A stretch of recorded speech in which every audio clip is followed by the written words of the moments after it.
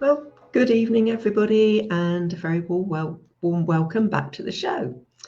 So this week we have Angela, who writes under the name of Psalm, returning to the show. Now, Angela's based in Australia, so current time is just silly o'clock in the morning for her. So we actually recorded this show on Sunday. But please make some comments and ask questions because I will be monitoring the comments and I can reply to you. And of course, Angela will look for the comments afterwards after the show goes out when it's a bit more of a sensible time for her. So thanks for watching, everybody. And I will bring the recording onto the screen now so that you can listen to her wonderful, evocative poem about my painting shown here, which is the Evening at the Lake. Oh, hi, Chris. Thanks for coming and joining us again. Great to have you with us. So let me put this onto the screen. We should get the sound and everything okay. Fingers crossed. And enjoy the show, everybody. Hi, Angela. Good evening. Well, it's good evening for you. It's actually good morning for me because the show would be at some unearthly time for you in Australia. So we're doing this recording in advance. So thanks ever so much for doing this with me. Really appreciate it. Yeah, and thank you for allowing me to actually be part of this show once again, and for making it so easy in a nice hour instead of, I think last time it was about 3 or 4 in the morning, my time. Yeah, and I really am just totally amazed at the poets in Australia that do come on at that time of the morning and do the show for me. But I'm also really happy to make it a better time for you. So thanks ever so much for doing it. And a big welcome back to the show. It's great to have you back on. And of course, a welcome to everybody who's watching wherever you are, and whether you're watching this as it goes out live on the show or on replay afterwards. So yeah, so you've been keeping well, Angela? Yes, I have. I think I spoke about myself actually getting a poetry book out.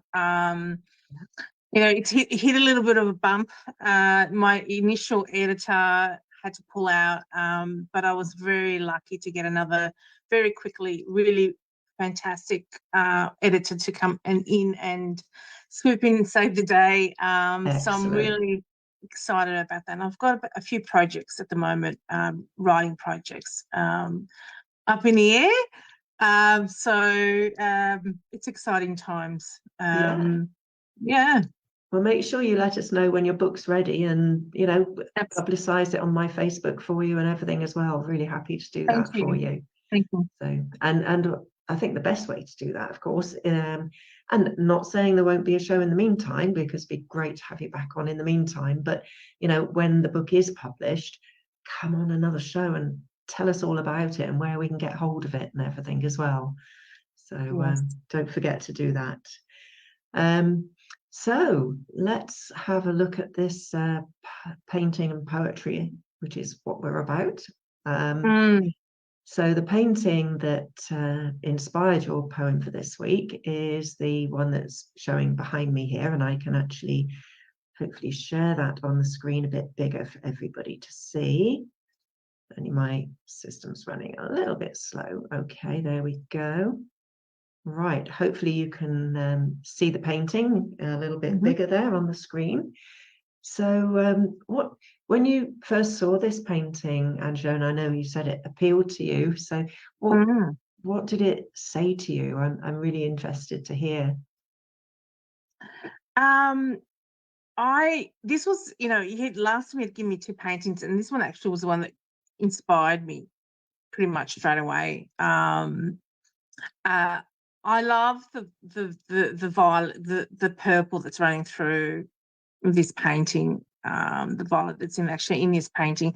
I like that it's dusk, and it's probably one of my favorite times of the day. Like just as it's going into the night, and it feels like it's a summer day or spring day. It's been beautifully blue, and then it's just starting to get dark. And it's the same thing. That's the kind of personalities that I actually it's the kind of life that I like. I like that the whole idea of there's two sides to a person, the day, the light and the dark, and that's what it spoke to me. And I just started to play with that whole idea of the in between.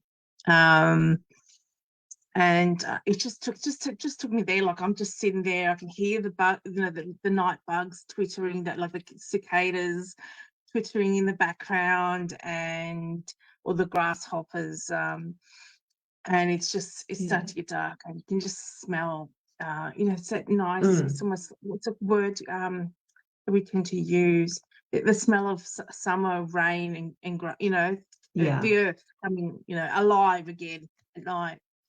So that was how it inspired me to write this. Yeah. Wow, brilliant. I love it. So would you like to read us your poem? Because I can't wait to hear it. It's called Evening at the Lake. I hear the earth come alive in the notes of the coming night, when light disappears from the luminescent surface of fears. How beauty can be present in all that is dangerous and omnipresent. How the colours dance in violet rays, a remnant hue of tangerine days, a portent of long past stories, a breath of Viva in all her glories. Peace embodied, a whispered habitat, where Eden in the evening becomes an eternal caveat. So that's it. Brilliant. Love it. I love the violet rays after tangerine days. I mean, that's just gives me, it just brings the whole painting to life as well. Your words, wonderful, absolutely brilliant. Would you allow me to would you like to put that in the comments after the show goes out on my Facebook? That would be lovely if you would, because I'm sure people would love to be able to read it as well as hear it. Well, for me, I like to be able to hear it and then read it and digest it more afterwards again as well. So if that's all right, that would be lovely. Absolutely. I'm more than happy to put that in, especially, because it is this image that has inspired the writing. It's just really good to see the image and the words that go with it. And thank you for actually, I adore this painting. It's like to say, I really do. It's just, it's got a soft spot for me, so in my heart. Brilliant. Well, actually, I can't remember quite what size it is, but it's in oils as normal for me, and it sold a few years ago, which I was really pleased about. But it's for me as well. It's just got that sort of quietness, that between night and day, and just that stillness about it, which I love. So and like you, I can just imagine, again, being there, sitting there, just love it. Yeah, the winding down time. Yeah. There's a sadness and a joy in this piece. That's what it encapsulates. For me. So great. So lucky person who has this piece. That's all I was to say. Thank you very much. I appreciate that. So your new book, that's a poetry book that's coming out? It is. So they've actually said to me, so I've had one editor who would have put it all in one book, but they've actually said to me, I think this is 3 books. You've written way too much for one book. And I went, wow. Okay. So we're going to discuss things on Wednesday. That's the one project, and then I have another poetry book, but I'm doing it. I'm actually co-authoring it with another 2 other poets. Yeah. So we've done our own individual pieces plus collaborations. So I've collaborated with one, and then I've collaborated with the other one, and then we've also done collaborations, the 3 of us together. So it's going to be fantastic. Yeah. So is that collaborating on a single poem between you, or? All right. So how does that work? Tell me a bit more, because I'm intrigued. How, because you'll each have your own different ideas, and so sorry, I'm butting in. I have asked you to tell me how it works, and then I'm butting in. Sorry, I should be quiet. It might be just something like an image that I've seen somewhere and I've got, oh, I want to write something, but I want this person to write with me on this image. And so I'll say, I'll start it off.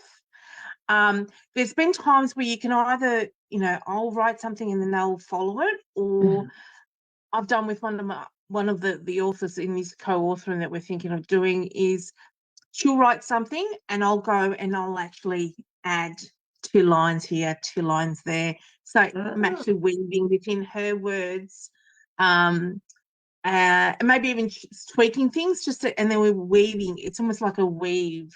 Yeah. And she often says that she loves that about what I do. And when you get 2 different ideas, and I'm not, we sort of talk to each other and say, is this okay? And yes, so we have like a Word Google Doc and we just amend and we show the amendments and all that. And so it's all professional, and because,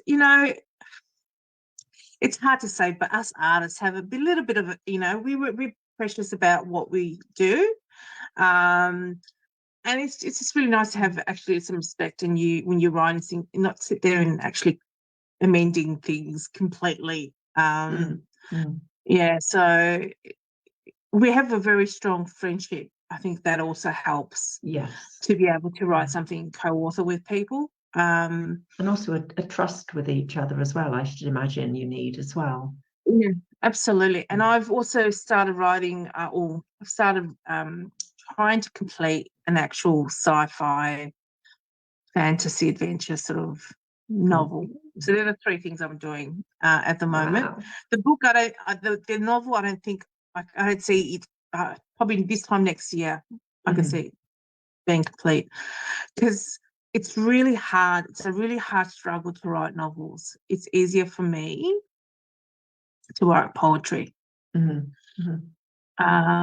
Because I think of one and next book, and I still haven't finished the previous one. It's almost like ADHD in writing. I'm so busy just starting one and going on to the next. So much up here that just needs to come out. Yeah. And a friend of mine who lives in England said his advice, because I said, how do you do it? And he said his advice was to start on one and stay on one.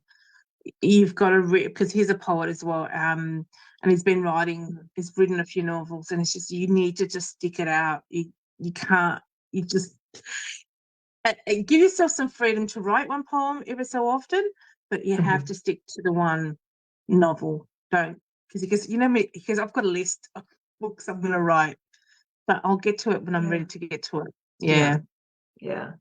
But also it must, I would imagine, you read a novel and it flows through and it all builds on itself, and and new things come in and it refers back to things, and that's fine when you're just reading it, because probably most people, certainly for myself, I tend to read one book at a time, but you're trying to write that one book, but also writing other things as well. And so I should think it must be difficult to keep coming back to it. You've got to really make sure you know exactly what you did before, and did I say this or I say that, and then maybe that do you need sort of catch-up time at each time you start writing, rather than if you were just doing the one, you would just sort of follow through more, do you think? Well, like your computer days, you can actually start anywhere. Whereas with typewriters, you have to start and you just keep on going, whatever. But with me, I've got an idea for the same book, but it's somewhere further down the track. So I write it down for the idea, but I stop myself from writing the chapter. I just put the idea down so that when I get to that bit, I don't forget the idea. But then things may change by the time I get there.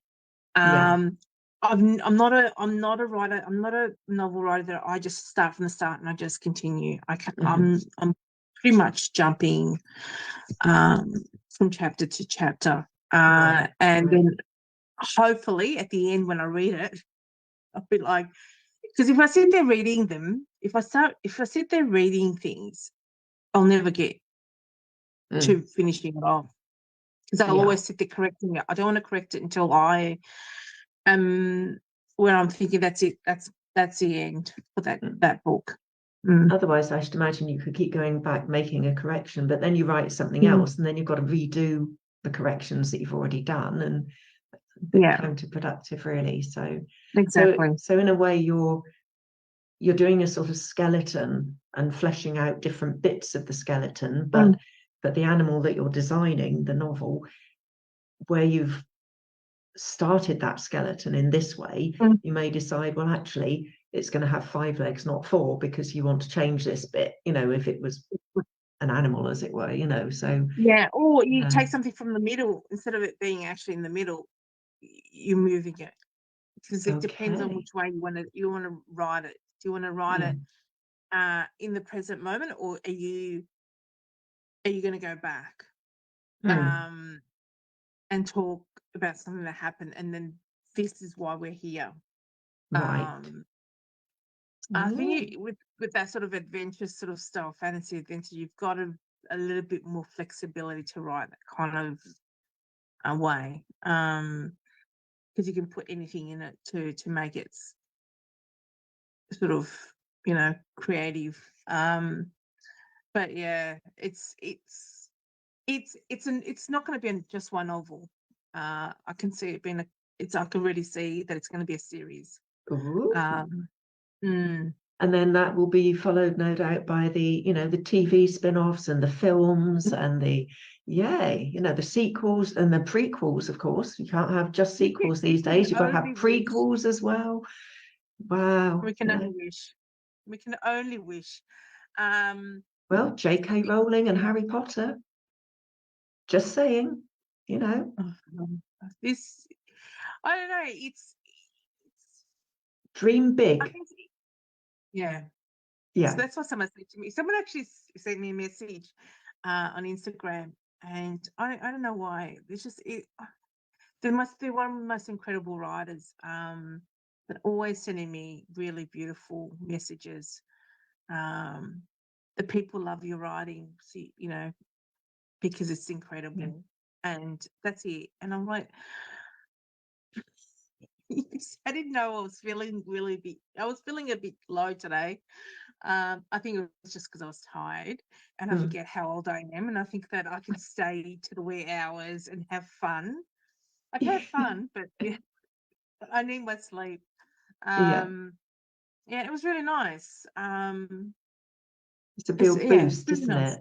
Yeah. Yeah, it's good to hear someone else actually telling you that, because often you have the voices in your own head that tell you the quite opposite. The imposter syndrome and the doubts and the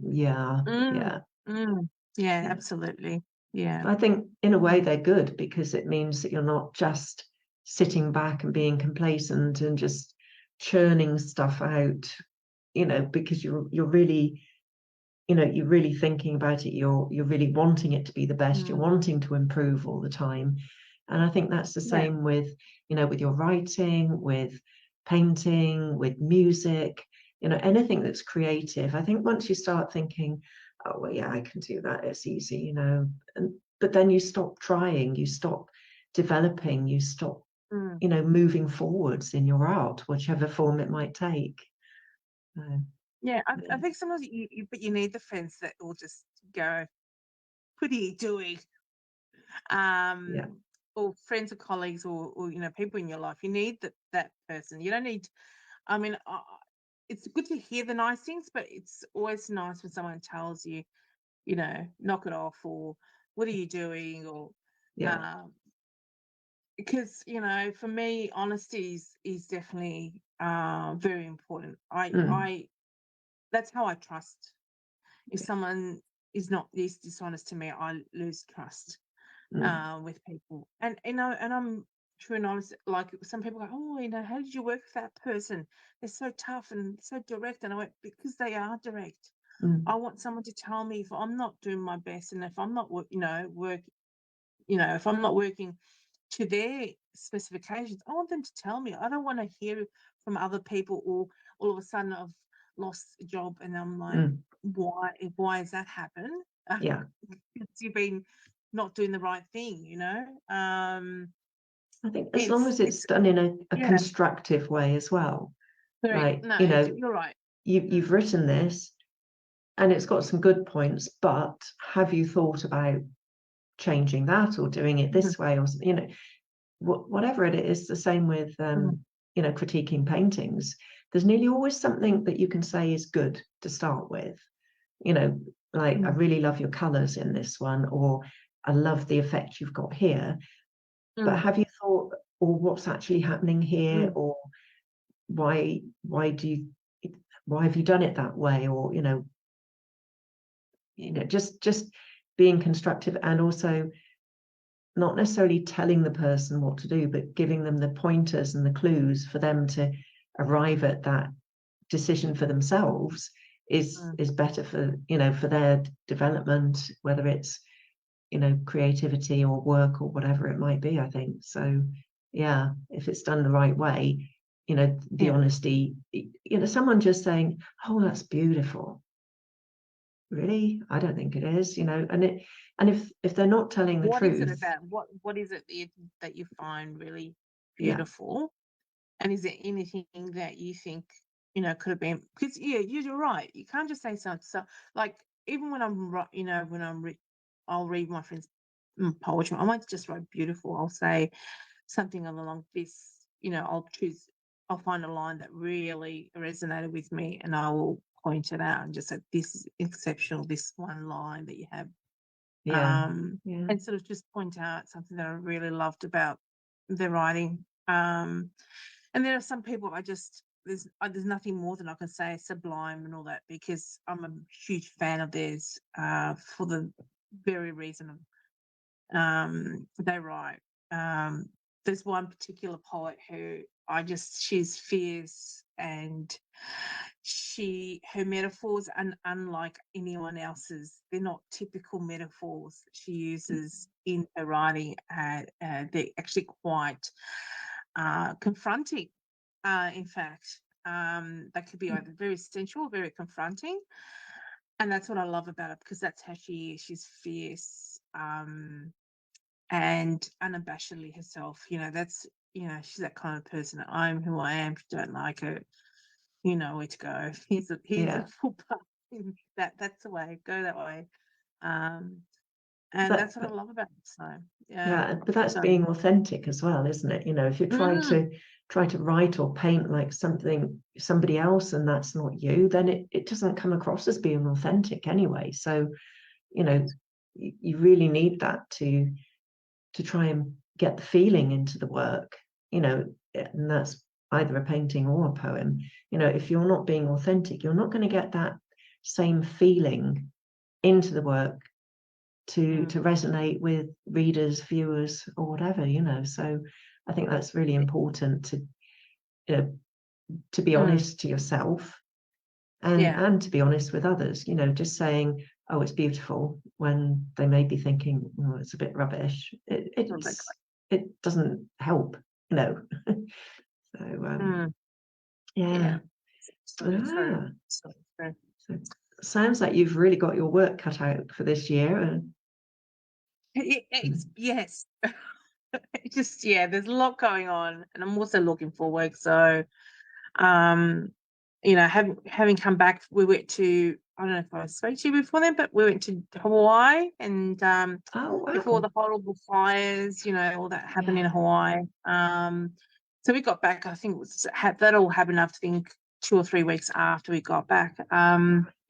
But we were on the Big Island, which was incredibly wonderful. The people were beautiful. Learned a few words. So now sometimes I say, some people, what are you talking about? And then I'm sorry, just got used to saying it, because like couple, you know, like which means taboo. So you'll see a lot of signs around which says couple. It means you can't go there. It's holy and it's taboo. You don't step on these grounds. Right. Yeah. So I just love using that word. And there was, you know, turtles and oh wow. Yeah, and we saw dolphins, just we're on a glass glass bottom boat. Yeah. And it was that time of day you're not expecting to see dolphins, because dolphins you see either at dusk or in the morning, early morning sunrise. But they were there, and the water was clear, which was another bizarre situation. Parents said this is not normal.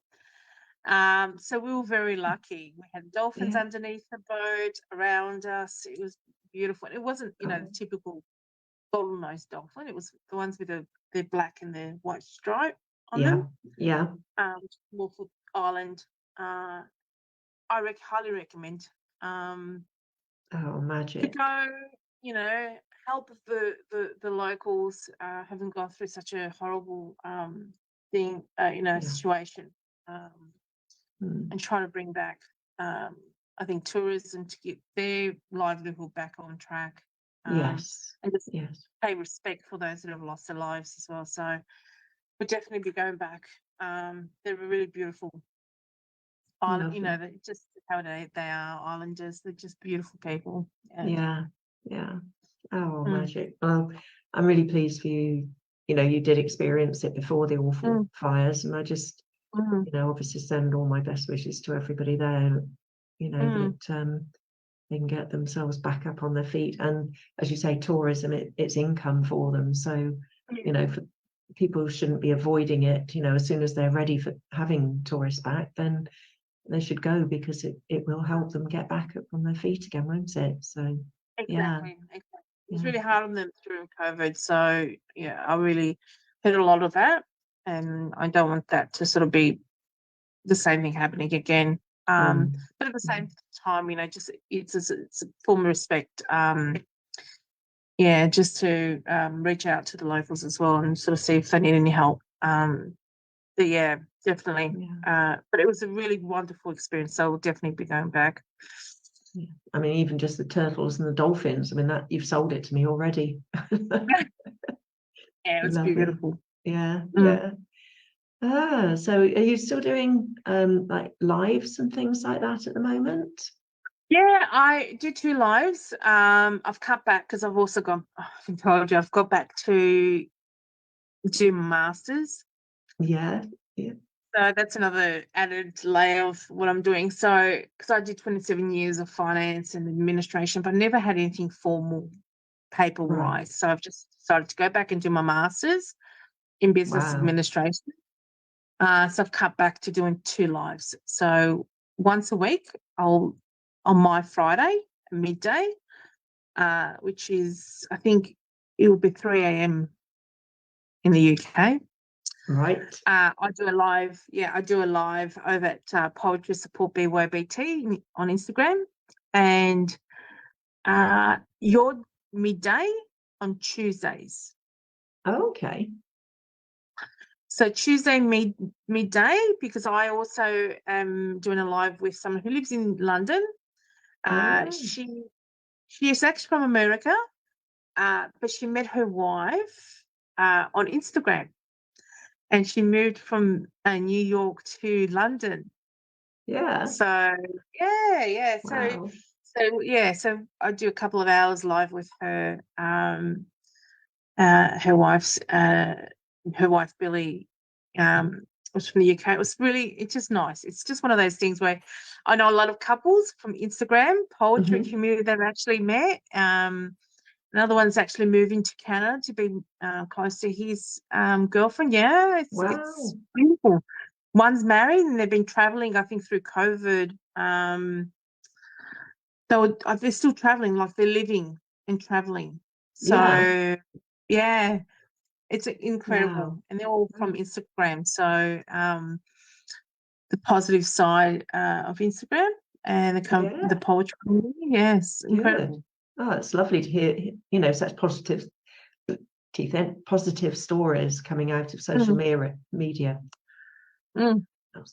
Obviously got someone else's teeth this morning. We all know the dark side, the ugly side, and unfortunately that's that takes over. But there are good things about social media. You just need to be careful. It's like with any other form of social interaction, because people hide behind devices, and that's why we need to be a little bit more wary. But there are really genuine people, and I met, like I said, when I went to Hawaii, I flew over to New York, and I met up with 4 incredible friends I met on Instagram too. So brilliant.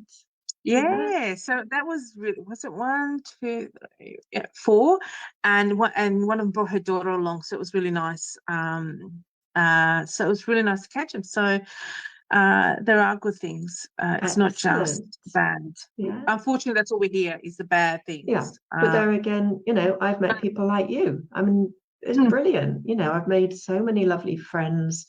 We haven't met in person. Some of them I'm going to meet up with them as well. One of my other poets from Australia, she's going to be coming over next year, and we're going to meet up, so that'd be lovely. And Skylar J. Winter, you might know of her name. She's another Australian poet. We met up when she was over last year, and it's just really lovely to actually meet in person as well. So yeah, I've been told. My husband's family, because he's got family in Liverpool, like, when are you coming back? Oh, brilliant. All right, so we're going to do it. We definitely have to come back, because his mum's side's a Norwich side, and his dad's side's Liverpool, and London is the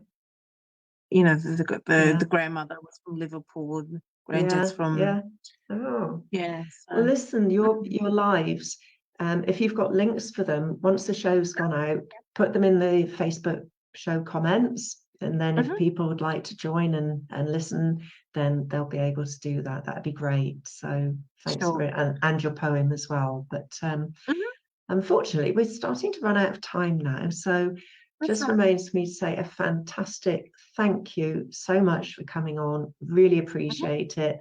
Love your poetry. Good luck with all your projects. It sounds like you've certainly got your hands full there. Not doing anything by halves, obviously. So good luck with everything of that. And thanks everybody for watching. It's been a great show. Thank you very much indeed. Take care, everybody. See you again soon. Bye. Bye, everyone.